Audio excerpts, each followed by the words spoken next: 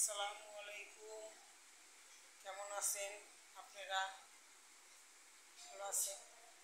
হ্যাঁ, আশা করি সবাই ভালো আছেন। আমিও ভালো আছি। আমার জন্য আপনারা দোয়া করবেন।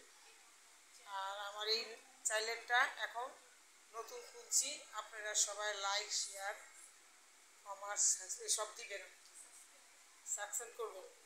হ্যাঁ, আর আপনার পাশে আপনারা সবাই থাকবেন, এইটুকু আমি আপনাদের কাছে চাচ্ছি।